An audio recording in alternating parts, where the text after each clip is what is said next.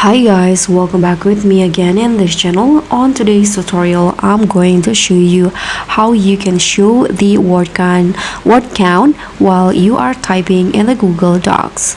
So let's say you've got an essay assignment, and the assignment have like the word count minimums or requirements, so you need to reach a certain amount of words.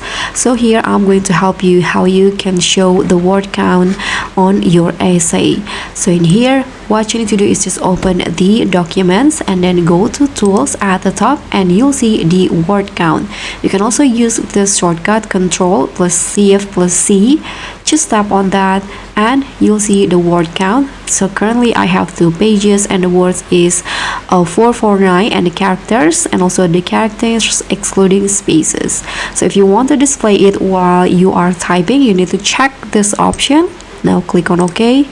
Okay, so you can see this word count will show at the bottom. So every time you write new sentences, it will be added automatically here. So that's pretty much all. Thank you so much for watching. Don't forget to like, comment, and subscribe. Also click on